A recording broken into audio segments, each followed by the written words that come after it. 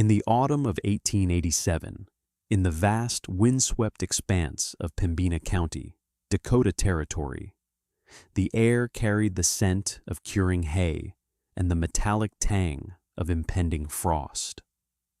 Along the Tongue River, the scattered settlers engaged in the annual ritual of winter preparation.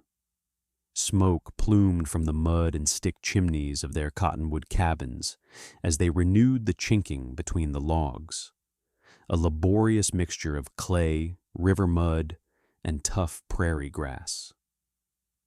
They worked with a grim urgency, their movements economical and tested by seasons past. They knew the Dakota winter was not a season, but a predator, and their log walls were the only armor they possessed. This was the conventional wisdom, the hard-won knowledge of the frontier: build thick, chink well, and cut a mountain of firewood.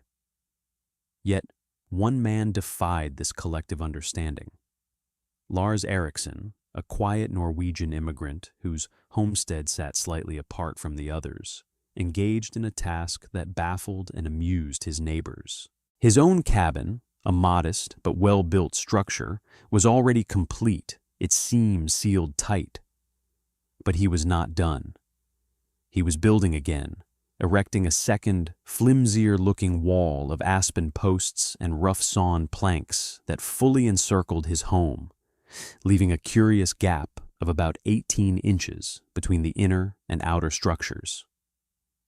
Day after day, he worked not to reinforce his existing walls, but to encase them in what looked like a crude, oversized shipping crate. His neighbors watched from their own fields, leaning on their tools and sharing perplexed murmurs. They saw him hauling wagon loads of sawdust from the small local mill and meticulously scything, drying, and stacking mountains of slough grass, a material they considered little more than cattle fodder. The community, a tightly knit group bound by shared hardship, soon gave his project a name: Eriksson's Folly. They called it wasteful. They called it foolish. Silas Croft, a respected farmer whose opinion carried the weight of experience, leaned over his fence one afternoon and shouted to Lars, "Building a fence to keep the wind out, Eriksson?" His laughter carried easily on the crisp air. Others were less direct, but no less dismissive. "It is a house for his house," one woman remarked at the general store. "A box for his box." They saw a man wasting precious time and lumber on an unnatural, unheard-of design. The logic of the prairie was simple: a single, solid barrier against the cold. What Lars was doing was redundant, an offense against the hard-nosed pragmatism that governed their lives. Their mockery, however, would be silenced by the fury that was gathering in the Arctic North. That coming winter, the Great Plains would be scoured by a meteorological horror that would pass into legend as the schoolhouse blizzard of 1888. It would arrive with the speed of a freight train, a wall of white that would drop temperatures by 100 degrees in a matter of hours and bury the landscape under mountainous drifts. In the heart of that storm, the conventional wisdom would fail catastrophically. Thick log walls would weep frost on the inside. Great fires would roar in cast-iron stoves, consuming wood at an impossible rate, while providing little more than a pocket of survivable warmth. Families would huddle together in a single room, listening to the shrieking wind and the groaning of their frozen timbers, feeling the life-giving heat being stolen from their homes. But in one small, unassuming cabin, wrapped in its strange, hay-filled shell, a family would sit in quiet, draft-free warmth, listening to the storm as if it were a distant rumor. The folly would become a fortress. What did this quiet Norwegian understand about the intricate dance of thermodynamics, about the invisible power of still air and the slow creep of thermal transfer, that everyone else, so confident in their frontier knowledge, dismissed as foolishness. What secret had he carried with him from the old world, a secret that would mean the difference between life and death on the frozen Dakota prairie? Lars Eriksson was a product of Røros, a copper mining town nestled high in the mountains of central Norway. It was a place where winter was not an event, but the fundamental condition of existence. The cold in Røros was a deep, penetrating force that had shaped the architecture, the culture, and the very character of its people for centuries. Lars had grown up in a world where the science of warmth was not an academic subject, but a daily, practical art. He had seen firsthand how survival depended not on fighting the cold with brute force, but on outsmarting it with intelligent design. His memories were a library of thermal principles, written in the language of wood, stone, and sod. The genesis of his strange double wall was not a single idea, but a confluence of three distinct streams of knowledge. The first came from the agricultural traditions of his homeland. He remembered the great stone and timber barns, the lov, which were often built with a double wall construction. The cavity between the inner and outer walls was painstakingly packed with a mixture of dried moss, compacted earth, and sod. This was not done for the comfort of the farmers, but for the survival of their most precious assets, the livestock. He recalled his grandfather explaining that a cow could freeze to death in a standard timber barn, but in a bergveg barn, a mountain wall barn, the animal's own body heat was enough to keep the internal temperature above freezing, even on the most brutal nights. The thick insulated walls did not create heat, they simply held it. The principle was clear. The enemy was not the cold outside, but the heat escaping from within. The second stream of knowledge came from a more industrial source. Before staking his claim in Dakota, Lars had spent 2 years working in Minnesota, cutting ice from the frozen lakes in winter. He worked for a company that supplied ice to the cities, a vital commodity in the days before mechanical refrigeration. The ice houses where the massive blocks were stored were marvels of practical engineering. They were simple, windowless sheds, but they were built with double walls, sometimes even triple walls. The wide cavities, often 2 or 3 feet across, were filled with sawdust, a cheap and abundant byproduct of the timber mills. Lars had spent entire summers inside these structures, retrieving blocks of ice that were still crystal clear and frozen solid.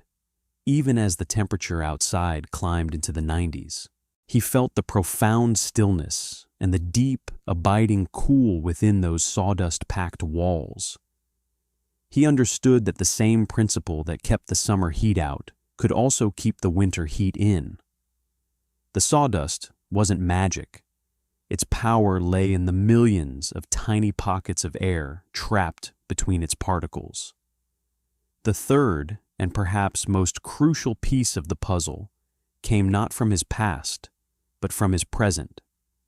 In his first year on the prairie, Lars had formed a quiet friendship with an elderly Cree man named Broken Knife. The man lived a traditional life, moving with the seasons, and his perspective was one of centuries-long adaptation to this very land. One afternoon, while sharing a pipe, Lars asked him about the construction of the Cree Winter Lodge, the Wickiup. Broken Knife described how the frame of saplings was covered with layers of hides and bark. But the real secret, he explained, through a mix of gestures and broken English, was the thick layer of packed grass and snow piled against the exterior. "Wind sees hide," Broken Knife had said, tapping a finger against a piece of leather. But wind cannot see the air inside the grass. The air is the true blanket. The snow is a second blanket. We sleep warm. This conversation was a revelation for Lars. It affirmed everything he had learned. The ancient, time-tested wisdom of the land's original inhabitants mirrored the practical traditions of his own people half a world away.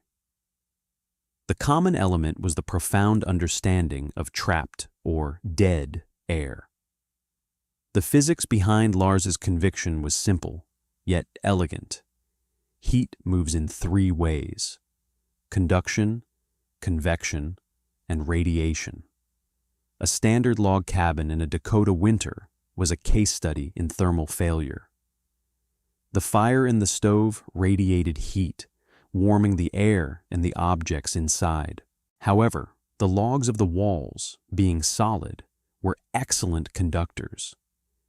The heat from the interior air would conduct directly through the wood to the outer surface. There, the relentless wind acted as a thief, stripping the heat away in a process called forced convection. The faster the wind blew, the faster the heat was stolen. The chinking helped, but it was a constant battle against tiny leaks that allowed cold air to infiltrate and warm air to escape, creating drafts, convection currents, that chilled the interior. A bigger fire only accelerated the process, feeding more heat to the hungry, conducting walls and the waiting wind. Lars's double wall was designed to disrupt this entire cycle. The outer wall served as a windbreak, stopping the forced convection that was the primary engine of heat loss. But its most important function was to create the 18-inch cavity. When he packed this cavity with his mixture of hay, sawdust, and moss, he was not just adding insulating material, he was creating a vast, semi-rigid sponge filled with millions of tiny pockets of still air. This trapped air was the true insulator. Air itself is a very poor conductor of heat. Its molecules are too far apart. The fill material's main job was to prevent that air from moving, to stop convection currents from forming within the wall cavity itself. Heat from the inner log wall would have to slowly radiate across the 18-inch gap and then slowly conduct through the hay and sawdust. The process was so inefficient, so sluggish, that very little heat ever reached the outer wall to be stolen by the wind. He had effectively wrapped his home in a thick, immovable blanket of air, the very same principle Broken Knife had described. The construction process was a testament to his methodical nature. He began in late September, once his own cabin was fully sealed for the winter. The inner cabin itself was a fine piece of work, built from stout cottonwood logs he had felled and seasoned himself. The joints were expertly notched, and the gaps were filled with a durable chinking of clay and moss. But he made one significant departure from local custom. The ceiling was low, barely 6 feet and 10 inches from the floorboards. His neighbors, who favored high ceilings for a sense of space, found this claustrophobic and strange. Lars, however, knew that a high ceiling was a thermal liability, creating a large volume of air that was difficult to heat and that would stratify, leaving the warmest air far above the occupants. Next, he began the frame for the outer wall. He used lighter, more plentiful aspen poles, sinking them firmly into the ground about 18 inches away from the cabin's foundation. He connected them at the top with a ledger plate, creating a sturdy, independent framework that completely surrounded the house. This was the skeleton of his innovation, and it drew the first curious glances and muttered comments. To his neighbors, it looked like the start of a veranda or a strange stockade. Then came the sheathing. He purchased rough-sawn pine planks from the small steam-powered mill downriver. They were irregular and full of knots, but they were cheap. He began nailing them horizontally to the outside of the aspen frame, starting from the bottom and working his way up. As he completed each course of planks, he would stop and begin the most critical phase, the filling. He had spent weeks preparing his insulation. The slough grass was cut, dried in the sun until it was brittle, and then chopped into shorter lengths to make it pack more densely. The sawdust he procured was already dry. He mixed them together with dried moss he collected from the riverbanks, creating a light, fluffy, but cohesive blend. With each new plank he added, he would meticulously pack the cavity behind it. He used a long pole to tamp the mixture down, ensuring there were no empty pockets or voids where air could circulate. It was slow, dusty, and repetitive work. He would add a plank, then spend an hour packing the narrow space behind it, his movements patient and precise. This was the part of the process that earned him the most ridicule. Silas Croft, seeing him stuffing what looked like barn floor sweepings into his walls, declared him officially mad.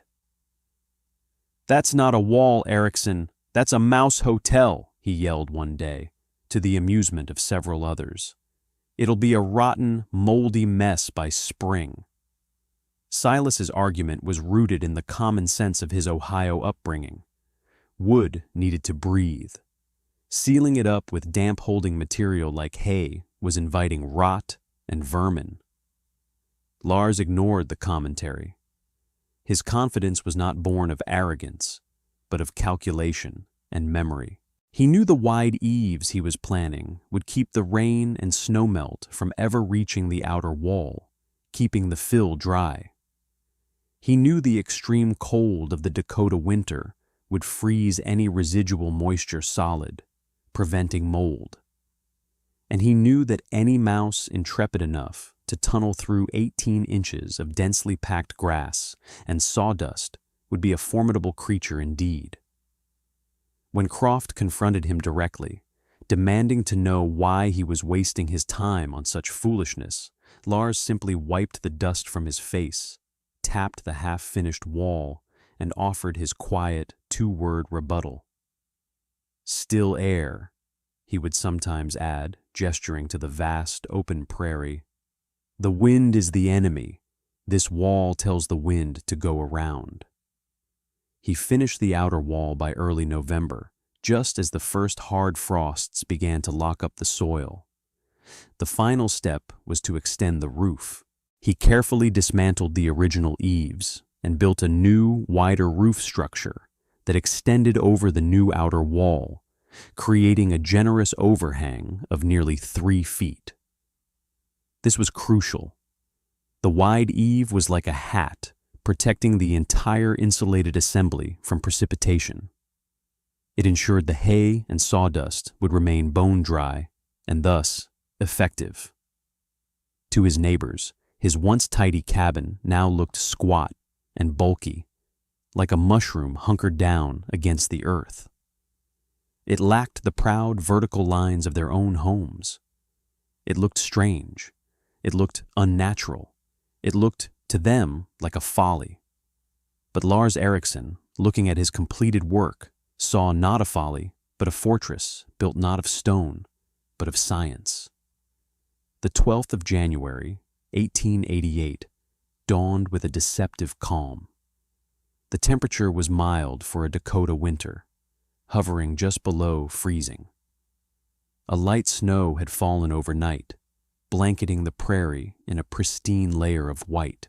Children went to their one-room schoolhouse, and men went about their chores, the air feeling strangely soft and forgiving. There was no warning. Around noon, the world changed. A low, dark cloud appeared on the northwestern horizon, a stain that grew with terrifying speed. The temperature began to plummet, not by degrees, but by tens of degrees. The wind, which had been a mere whisper, rose to a ferocious, shrieking gale in a matter of minutes. The schoolhouse blizzard had arrived. It was a storm of almost unimaginable violence. The snow was not flakes, but a blinding horizontal torrent of fine, sharp ice crystals driven by winds exceeding 60 miles per hour. Visibility dropped to zero. The world beyond one's doorstep ceased to exist, swallowed by a roaring, white chaos. The temperature plunged to more than 40 degrees below zero, with the wind chill making it feel colder than the surface of Mars. It was a storm that did not just bring cold. It was a storm that actively hunted for and extinguished warmth. Inside the cabin of Silas Croft, the failure of conventional methods began almost immediately. His home, which had felt so sturdy and secure that morning, transformed into a sieve. The northwest wind, the notorious Dakota Clipper, hammered against his log walls with the force of a physical blow. It found every microscopic crack in the chinking, every slight warp in the door frame, every imperfection around the window casings.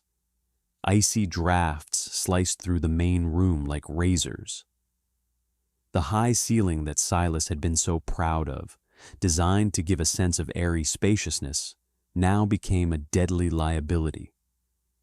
The heat from their large cast-iron stove rose uselessly into the high void, leaving the floor level, where his wife and two small children huddled, perilously cold. The stove itself became a ravenous beast. Silas had to feed it split logs every 15 minutes, but the heat it produced was being stolen as quickly as it was generated.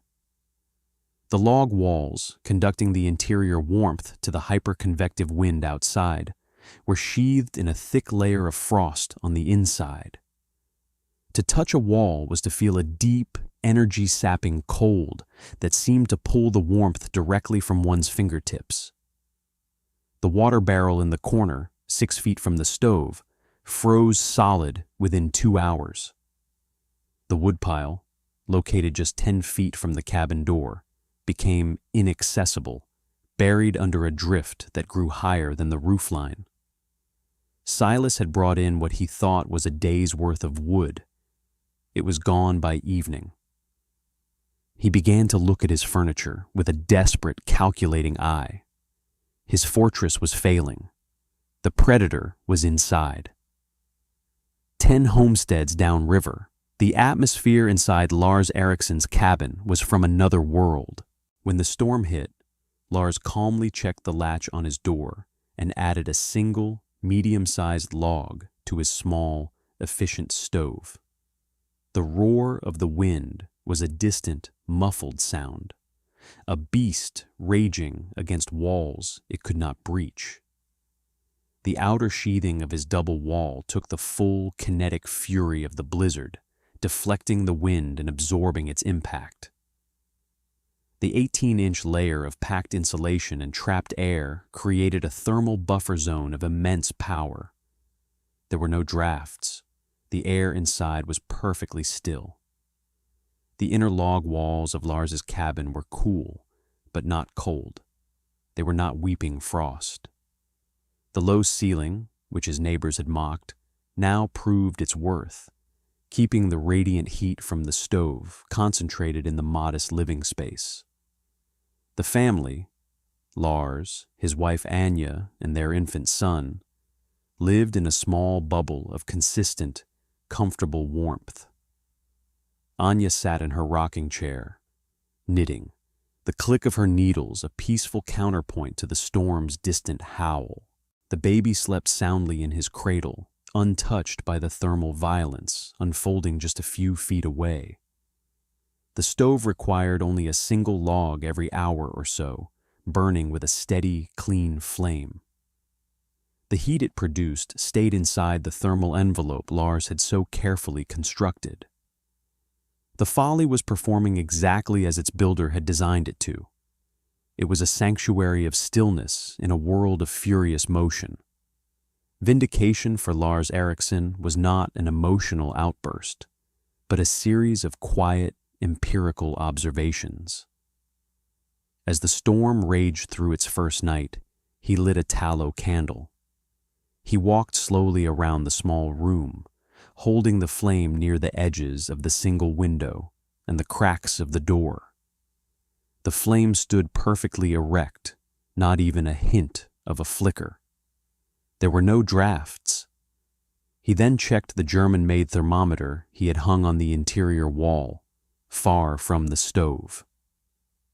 It registered a steady 65 degrees Fahrenheit. He recorded the temperature and the time in a small leather-bound ledger. Next, he made a mark on the stack of firewood he had brought inside. He was keeping a precise record of his fuel consumption. It was, he calculated, less than a quarter of what he would have burned on a normal cold day. And this was a day of unprecedented cold. This was not just a feeling of warmth. It was measurable, verifiable data. His design was not just working, it was exceeding his own expectations. By the morning of the second day, the storm had not abated. If anything, the wind shrieked with an even greater intensity. For many on the prairie, the situation had become desperate. The Croft family had survived the night, but just barely. They had burned through their interior wood supply, then a wooden crate, and had finally broken up a chair to feed the insatiable stove. The cabin was now dangerously cold, the interior temperature having dropped below freezing. The children were bundled in every blanket they owned, their breathing shallow, their faces pale. Silas knew they would not survive another night. Defeated and terrified for his family, he made a decision that would have been unthinkable just 2 days prior. He would go to the one place he knew, with a bitter certainty, would be warm. He would go to Ericsson's Folly. The journey was a brief, terrifying ordeal. The 10 homesteads that separated them might as well have been 10 miles. Silas wrapped a rope around his waist, giving the other end to his wife, and they plunged into the blinding whiteout, their children clutched in their arms. They navigated by memory and instinct, stumbling through drifts that were over their heads. When they finally hammered on Lars's door, they were more apparitions than people, their faces caked in ice, their bodies shaking uncontrollably. The door swung open, and the Crofts stumbled from a world of Arctic fury into one of shocking, unbelievable calm. The warmth that enveloped them was not the scorching dry heat of an overdriven stove, but a gentle, pervasive comfort. The air was still. The quiet was the most jarring thing of all. Silas saw Anya Eriksson look up from her knitting with concern, not surprise. He saw the sleeping baby. He looked at Lars, who simply stood aside to let them in. There was no triumph in the Norwegian's eyes, only a quiet, solemn welcome. Silas, the loud, confident community leader, the man who had led the chorus of mockery, was speechless. He could only stare at the small, steady fire, then at the comfortable warmth of the room, and finally at the calm, unfrosted inner walls. His mind struggled to reconcile what he was seeing with everything he thought he knew about winter. His wife collapsed into a chair, weeping with relief and exhaustion. Silas, his pride shattered, could only manage a single, hoarse question to Lars. How? Lars did not gloat. He did not say, "I told you so." He simply gestured to the wall with a nod. "The wind cannot steal the heat if it cannot touch the house," he explained, his voice even and calm. "The air in the walls is a blanket. It does not move."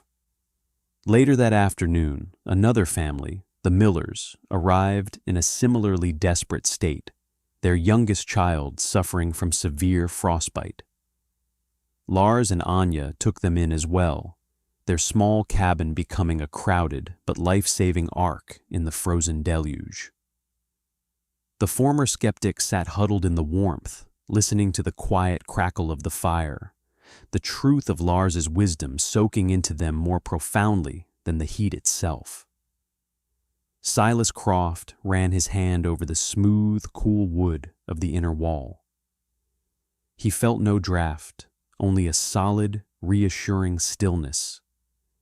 In that moment, he did not just feel the absence of cold. He felt the presence of a deep, irrefutable intelligence.